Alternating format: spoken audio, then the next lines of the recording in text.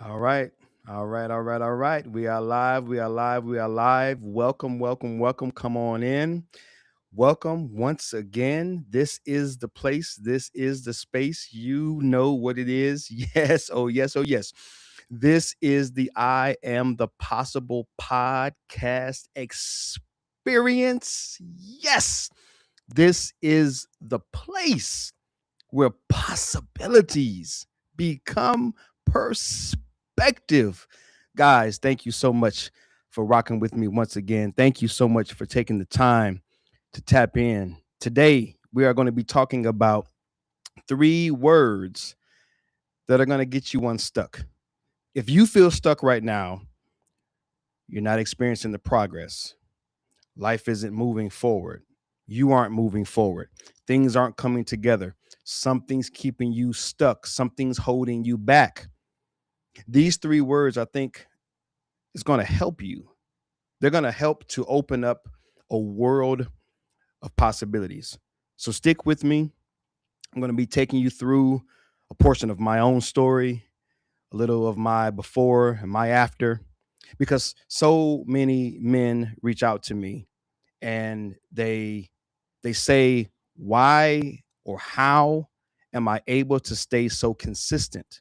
How am I able to continue to grow, to develop? How am I able to continue to show up? And it's not because I have a superpower. It's not because I'm special. It's not because I'm anointed. It's not because God loves me more. It's not because I've got some secret weapon or some secret, thing that I'm working with. It's these three words. As I look over my life, especially in the month of June, in a few weeks, we're going to be celebrating Father's Day. And it seems right around this time every year, I find myself on this topic because I love to remind men specifically. This would work for women as well, but I love to remind men of the thing that I'm going to share today and how it changed my life, how it really helped to nurture and foster consistent growth, not just growth in the short term, but I've been growing, developing, evolving, maturing for 26 years. And no, it is not a humble brag, but it's, as we say, facts. Because I think it's time for me to begin to step into that, to walk in that, and to be okay with expressing it like that. By the grace of God, first and foremost, I am where I am. That's bottom line. By the grace of God, the source, capital S, the source of my life, the source of my strength, a Christ centered life. Christ is and was the catalyst for my transformation.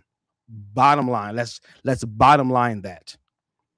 However, in addition to that, in addition to the Christ, in addition to my faith and my centeredness in Christ, I have used these three words that I'm about to share with you in a very specific way over the last 26 years to become a better leader, a better father, a better husband, a better man, a better humanitarian, a better coworker, a better friend, a better just person. Wherever I am, I'm just better because of it. And so I just want you to understand that the feeling of being stuck, the feeling of hopelessness, the feeling of things are never going to change for me, that's real talk. That's real talk. I feel you because I've been there. Yet as I reflect over my life, as I'm preparing tools and resources to empower and to equip men, specifically men in leadership, fathers, husbands, men who are under pressure. Like that's my right, that's my lane. But this is universally applicable. This is a thing that women can use, children can use, anybody can use what I'm about to share. But I am looking into this virtual lens and I am looking for the men out there who need to hear this, especially during Father's Day, especially during this month where men are celebrated, where fathers are highlighted. I wanted to remind you of this principle. I wanted to remind you of the thing that I have done that has consistently blessed me, strengthened me, been a blessing to me, and that has gotten me to where I am. Now, before I share what these three words are, let me share my screen. And I want to just share with you really quick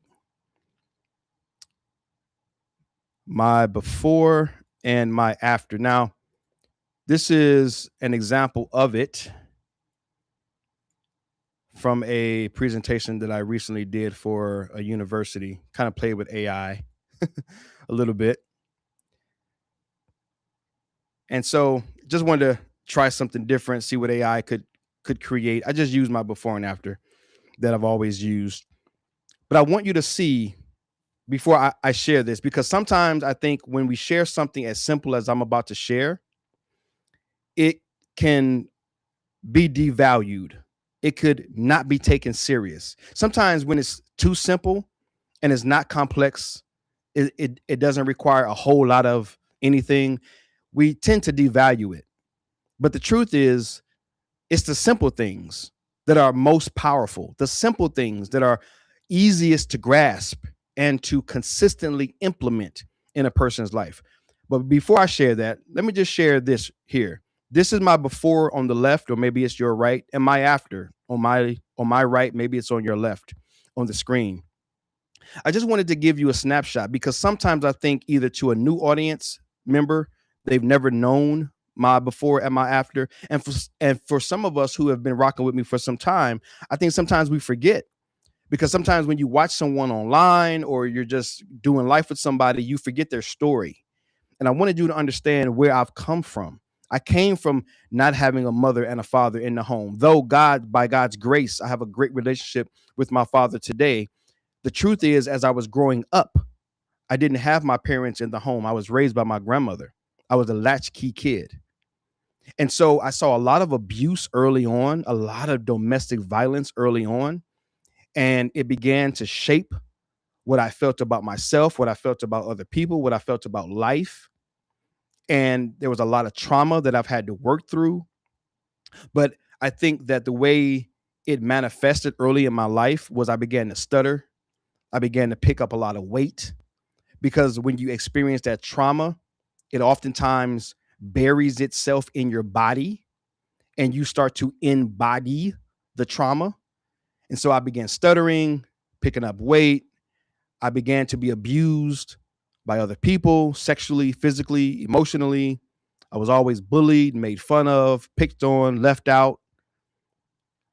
As I got older, as a teenager, I began to use drugs, alcohol, dropped out of college twice. I had 2 free rides to college, by the way, because we didn't make a certain amount of money. My grandmother was able to get me a free ride to college, but I dropped out because I was hooked on drugs and I was just doing my thing, which led to homelessness and selling drugs. And I became a, a thief. That was my thing, just robbing folks and robbing houses and just doing my thing. And there became, or not became, there was a point in my life where I had a gun to my head, to my temple, and I was in the backseat of a car. There was another gun that was pointed at me from the front seat, but I had a gun pointed to the side of my head, and I had a bag of weed on me. I had just bought a bag of weed, like $100 for the bag of weed, and the guy asked me 3 times. He kind of demanded 3 times that I give him this bag of weed. That's all he. That was all that he wanted, was the bag of weed. He didn't want me or my life or anything like that, but he had the gun in my head and he wanted the bag of weed. And I told him no 3 times. As we're wrestling and fumbling, he's grabbing at it and I'm pulling back, and finally he just pulls the trigger. And by God's grace and purpose, or whatever else you want to chalk it up to, nothing came out. I would have been murdered, killed in the backseat of a car at 20. I would have been shot and killed in an alleyway on the west side of Toledo. I would have been a dead homie, a dead young man, another example of a young man, as we say, dying too soon, because I thought so little of myself that I wasn't going to give up a bag of weed. A bag of weed, y'all. I used to smoke bags of weed, ounces in a day. I was willing to die. I was willing to have my head blown off at 20 years old in a backseat of a car for something that cost me less than $100. I could have gave him that bag of weed and went and bought me another bag of weed. But that's how little I thought of myself, that I would fight and wrestle and tell this dude no with a gun to my head. And he was crazy enough to pull the trigger. He was willing to kill me for the bag of weed. So he was crazy enough to kill me. I'm crazy enough to die for it. And that's why I tell folks, man, I know what it means to feel, hopeless. I like I often say, I preach self-value because I know what it means to not have any. I know what it means to not have any value. I know what it means to not see anything in myself. I've been there. I've done that. So I just wanted to share a little bit about where I came from. The last one, grand theft. I was guilty of sin. I did it. And I was caught. I was facing 15 years. And again, by the grace and miracle of God, things worked out. Things came together. I don't have time to break down the entire story, but I can tell you this because of one of the men that I'm going to mention in just a moment, as it ties to the three words that I'm going to share. Everything got worked out. My record was expunged. I was set free and everything worked out. But it wasn't because I was so smart. It wasn't because I had it all together. It wasn't because of anything other than God's grace and mercy in that moment.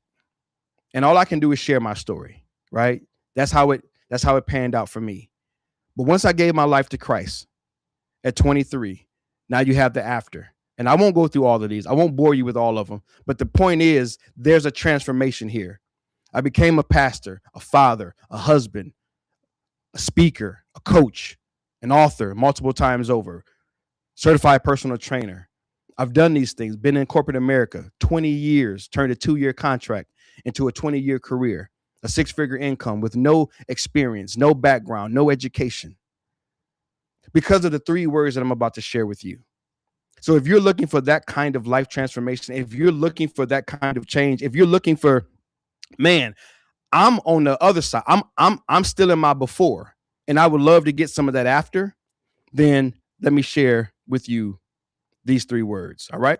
So let me go back to my screen. Let me get back to my studio. Here's the three words. You ready? I need help. That's it. I need help. Those three words will change your life. Now, I know you already judging it. You're already saying it can't be that simple. Come on, man. I thought you was going to share something more powerful. Pump the brakes. Think of how powerful that is. The word power, by definition, is the ability to move something from one place to another. When someone expresses they have power, they have authority, they have the ability, the resources, the wherewithal to move something, someone from one place to another. The phrase "I need help" is able to move your life forward. It's able to move your life from the before to the after. It's able to move your life from being stuck to being successful. Here is why. Stick with me. Lean in. Lean in. We don't know as much as we think we know.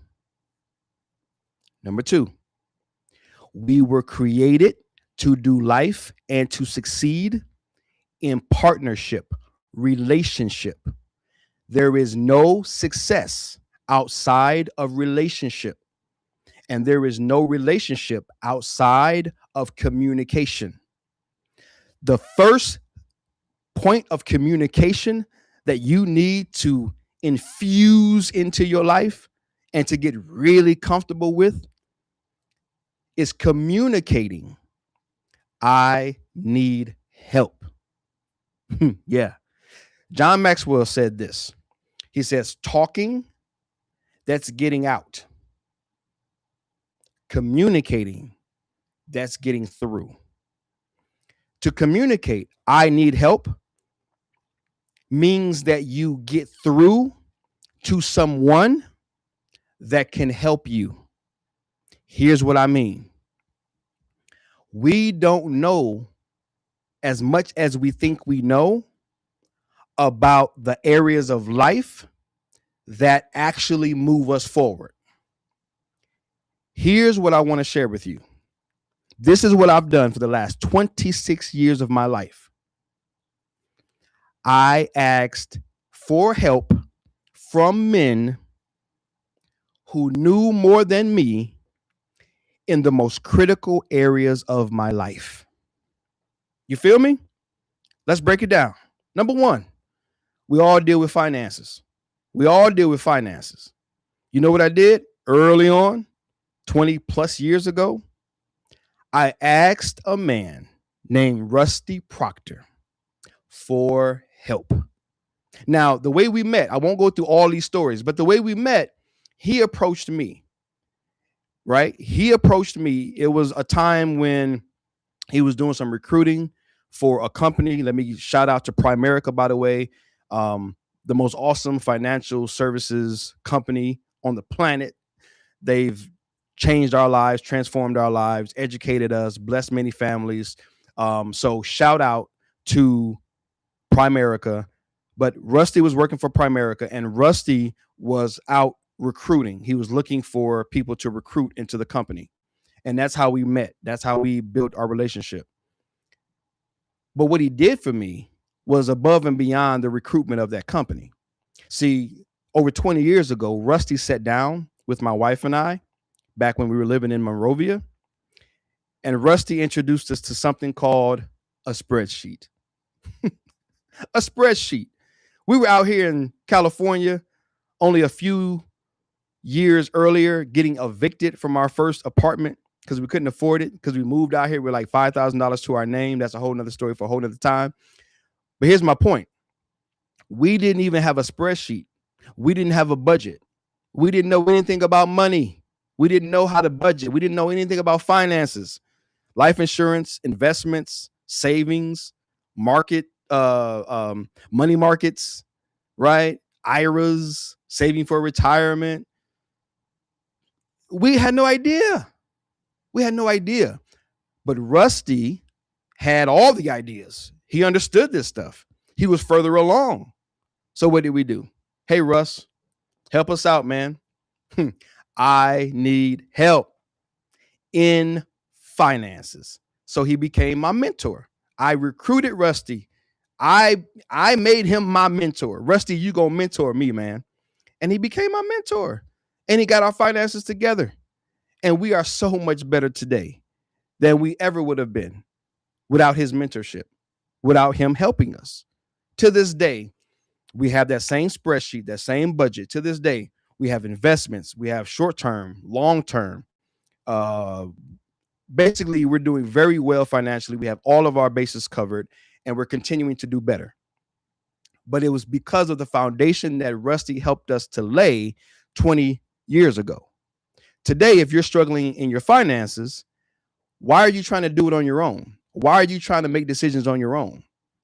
Right? It's like we have to get to a point, especially as men, because I know we have been conditioned and trained to be all about the ego, do it on our own, live on an island, don't tell nobody about nothing, keep it all inside, be secretive, be about your business, hold it down, because of the very things I was talking about earlier. As a child, we were abused, made fun of, made to feel some type of way about ourselves because we were vulnerable, because we showed emotion, and they shut it down.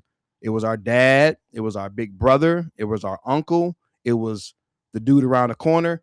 It was the big homie. Somebody shut it down. And we learned through that trauma that we better not tell nobody nothing. We better not feel no type of way. We better not show no emotion. We better not ask for help. That's garbage. That's trash. I can come up with some other names for it. But you know what it does? It keeps you stuck, bro. It keeps you stuck because you don't ask for no help.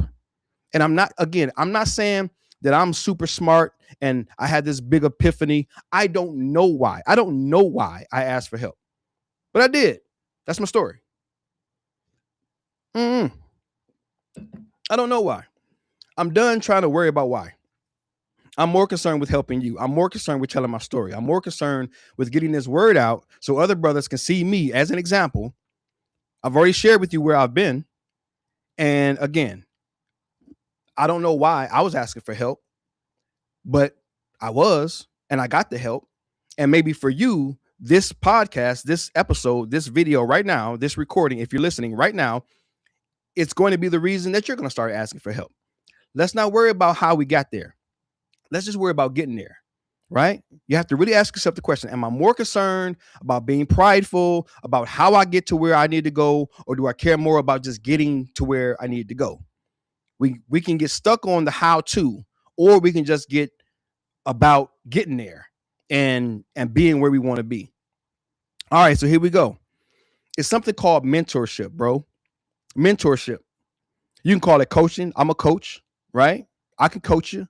If you reach out to me, you can hire me as your one-on-one coach. Group sessions, one-on-one sessions, I coach. But you can call it a coach. You can call it a mentor. You can call it a big brother. You can call it whatever you want to call it. It's asking for help from someone who's further along and more knowledgeable than you in a specific area, right? Now, in training and in personal training, there's this thing called the law of specificity. In short, I'm going to summarize it, but I think that it's applicable here. In personal training, the law of specificity, it basically says if you want to achieve a specific kind of adaptation in your physical body, if you want to achieve a specific adaptation, then you must train in a specific manner. For example, if I wanted my muscles to grow and to get larger, that's called hypertrophy training. You don't do a whole lot of cardio training or a whole lot of, you still need to get your stability and mobility training in, but you get my point. You don't train like a runner to get bigger muscles and vice versa. You don't focus on lifting a ton of weights for shorter reps and shorter rest periods, trying to get leaner. You apply this law, this rule, this principle of specificity. If you desire a specific outcome, train in a specific manner. I'm going to say that one more time. If you want a specific outcome, you train in a specific manner. It's called a modality in physical training. All I did was apply this to my life. And all I'm encouraging you to do is to apply this to your life. If you are struggling financially, I need help.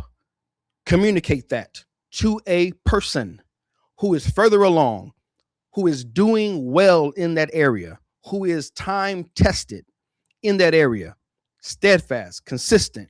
They're demonstrating the kind of life in that area that you want to demonstrate, and you recruit them. Sometimes you need to pay for them. Sometimes you don't, but you reach out and you say, I need help. Those 3 words are powerful because they will move you from being stuck to being successful in a given area. Now, again, I only got so much time on the podcast. If you're saying, oh, well, I've done that before in my life and it didn't work, blah, blah, blah, blah, blah. Okay, cool. Like I always tell you guys, iAMthepossible.com. I have a link up at the top. It's called Connect, right? It's called Reach Out. It's called Email Me. It's called Leave a Question. There's a button in this podcast, if on any podcast platform that you're watching this on or that you're listening to this on, there is a button that says Ask Question. It is anonymous. I don't have your information. I don't know your name. I don't know your date of birth. I ain't got your social security number. It's just submit the question, man, and I will answer the question. Again, communicate. Get through to me. Get through to somebody. Ask the freaking question. Because if you are tired of being stuck, if you are tired of the same old garbage, bro, You got to get somebody else in your life that knows more than you do. I get it. I've lived it. I don't want to ask nobody. I don't want to share with nobody. I don't want them in my business. I don't want them knowing what I'm going through. Bro, been there, done that, got the t-shirt, got the hat, whatever else I need to have. But I found a way. Maybe it was because I gave more of a damn about my wife than my pride. Maybe it was because I gave more of a damn about my kids than my pride. Maybe it was because I gave more damn about the Lord than my pride. Maybe it was because I cared more about becoming who I believe God created me to become than my pride. I don't know, bro. But here's what I do know. I found something that I care more about than my pride and my shame, because that is so temporary. People don't care, especially today. People ain't checking for you like that. They not sitting up at night thinking, oh, he asked for help. Ha ha ha ha. Ain't nobody caring about you ask for no help. Ask for the help. Get the help and move on. Because people don't care nothing about you asking for help. And those that care that you asking for help that would clown you, look at where they are. Look at where their life is. Why do you care so much about what they say? Are you serious? There's 7-8 billion people on the planet. It might be more than that by now. And you getting caught up because one or two people that you know might clown you for showing that you need some help? Man, please. Squash that. Kill that noise. Dude, there are so many people in this world that will help you. There are so many people in this world that will hear what you need and will be there to serve and to support you. I'm a living witness. Okay. Now let me run down the line. Let's break this down, dude. Let's break this down. All right. Should have put my chapstick on this morning. Let me break this down for you, man. Rusty was finances. Shout out to Pastor Kerwin L. Manning, Pasadena Church, Church with No Limits, senior pastor, head coach. Shout out to PK. He was the one when I was in jail, when I was getting caught up, about to catch a case. He was the one that showed up with his buddy from college and came to my rescue. And he's been my spiritual father and spiritual mentor ever since. He was further along. I remember him taking me out to breakfast, opening up the Bible and saying, ask me questions. And I did. I took him up on it. So I had my spiritual mentor. Shout out to Kenichi Yoshida, who is still my spiritual sensei. All right. That's my man, right? I'm like the Karate Kid, baby. He's my sensei. But shout out to Kenichi, man. I meet with him on a monthly basis to this day. Go out to breakfast, and he mentors me, man, because he's further along in the journey than I am. Shout out to Dwayne Cantrell, Pastor Dr. Dwayne Cantrell, Victory Church out there in Kern County, out there in Bakersfield, man. Shout out to Mr. Cantrell. He was the one that was mentoring me for a season, and he was the one that helped me to become a pastor. Because when I was pushing back from being a pastor, I ain't want nothing to do with being a pastor, man, because I don't like the title. I don't like the way it flow. I'm going to do me. He said, Travell, a pastor is a shepherd, and you are unique. You are uniquely shaped to be the shepherd that you are meant to be. He was the one that told me that. He was the one that opened up that door for me. You see how this is working? It was men in my life, maybe some women along the way, but I'm giving shout outs to men. Salute to men, to brothers. I'm showing love to the brothers, you know what I'm saying? To the men in my life that has shown up for me, man, over these years. Shout out to Damon Lee. Early on, man, First Church of God, baby, out there in Toledo, baby. When I first became a Christian, Brother Damon showed me how to be a real man, a man's man, not that macho BS, not that foolishness, not that prideful nonsense, but how to be a man of integrity, a man of valor, a man of discipline. And we still connect on IG, man, to this day. These are men that have been in my life. Shout out to Rudy Carrasco, my man Rudy Carrasco, Harambe, Pasadena. California, man. I remember working for Harambe over the summertime. And Rudy was the first one to take me in the hood and like buy me some tacos and just sit me down and show me what it meant to love the community, to be a part of the community. Rudy lived in the community. He ran Harambe that was in the hood, and he had a house right down the street in the hood. So it wasn't like he was coming to Harambe from 8 to 5 and then running home back to his, nice area, nice neighborhood. No, he had roots right there in the hood, man.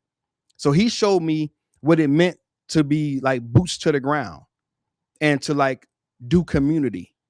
These are men, man, men over the years. Shout out to Tony Johnson, physical training. My man worked at Bally's, Golds. I don't think LA Fitness, but he's been a manager, regional manager, just continuing to like blow up in that area.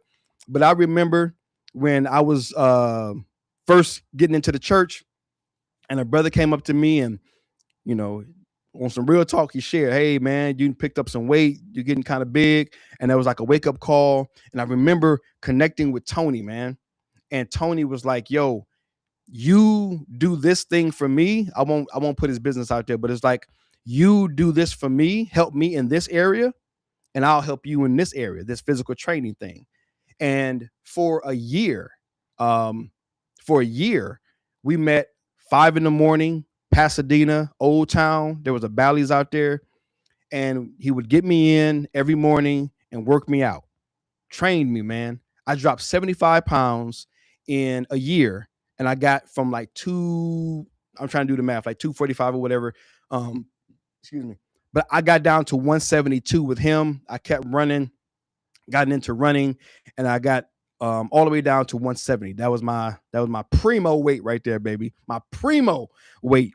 But my point is, Tony knew physical training. I did not. Tony, I need help. Rudy, I need help. Dwayne, I need help. Kenichi, I need help. Pastor Kerwin, I need help. Dwayne, I need help. Damon, I need help. And the list goes on and on and on. Another one that comes to mind, shout out to Vince Wiggins. Yes, man. V-Dub, Toledo, Ohio, First Church. We had small groups, and Vince Wiggins was over one of the small groups. And he was one of the men that would meet with me on Saturdays, and we'd open up that Bible. And he showed me what it meant to be a man who knew how to cry, who was okay with shedding a tear and being vulnerable and being real and being honest, right? He had a family, a wife and kids. And yeah, man, like I could sit here all day, but I think you get my point. I think you get my point. Every area of my life that mattered, I got a mentor. Shout out to a few more brothers that's coming to mind. Brad Arnold, Pasadena Church. Chris Hill, Pasadena Church. Hurlin Redmond, Pasadena Church. Some of these men have moved on. They got their own churches and stuff now. But just men that are coming to mind, man. So many men. I know I'm still forgetting people. So if you see this and I failed to say your name, charge it to, man, just charge it to my heart, to my head. I forgot how the old saying goes. Charge it to something. But listen, man. Yeah, I apologize if I forgot you.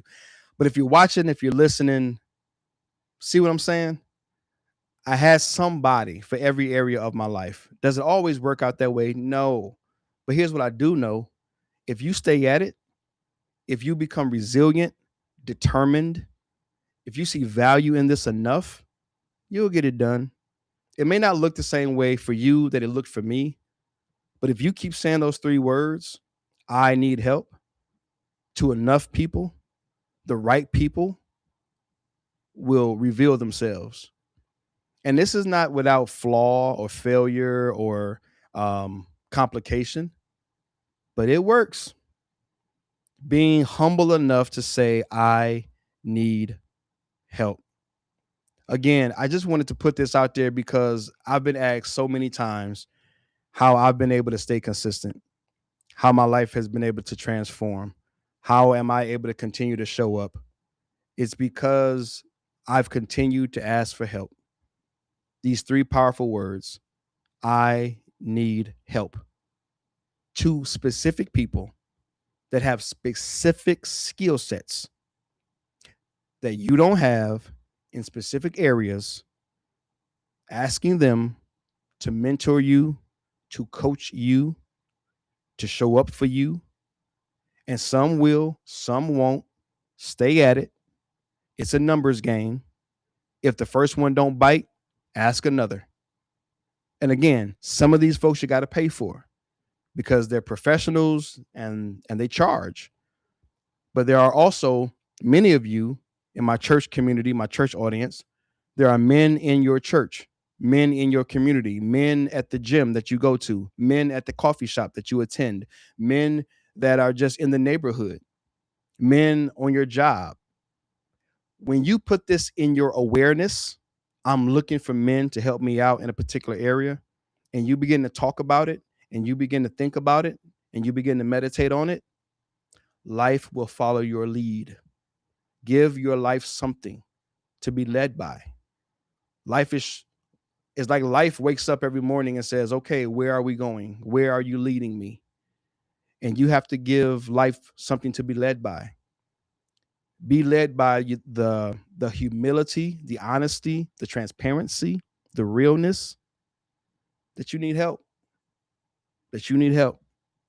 I needed help. You need help. We all need help. We were not created to do life on our own. Nothing in life lives apart from relationship. Nothing in life lives apart from relationship, partnership. Everything succeeds because of relationship. Relationship from me to another, and what I preach and teach, relationship between you and yourself. Self leadership, right? Intrapersonal connection, intrapersonal communication, intrapersonal cultivation, which allows you to then have a greater interpersonal relationship that will lead you from being stuck to being successful. I know this was valuable. I don't have to ask, does this make sense? I know it does. I don't have to ask you, did this, add value? I know it did. All I'm asking you to do and all that I'm encouraging you to do is to apply it. Search your soul and identify whatever is going to hold you back from asking for help, from asking for help, and address it head on. Interrogate that thing and decide. Are you going to hold on to the pride? Are you going to hold on to the perceived possibility of shame? Are you going to hold on to the perceived possibility of embarrassment? Or are you going to take a freaking step forward and put it out there that I need help from a specific person who's really good at a specific thing that you're not so good at? Get that help, get that information, then apply it consistently. That was the other piece to the puzzle. When I would inquire of these people and they shared their knowledge, they shared their wisdom, they shared the strategies, I applied it. 26 years of application, expanding my awareness and application, putting to work quickly the information that I receive. That's the blueprint. That's the success story. That's my before and my after. That's how I got to where I am. And that's why I'm going to get to where I'm going, because I'm going to cultivate and connect with the right relationships that are going to get me there. And the same is true for you. All right. Love you guys, praying for you guys, believing in you guys. That is it. This is the I Am the Possible podcast experience, the place where possibilities become perspective. Please remember, your change is possible. Possible through this practice. God bless y'all.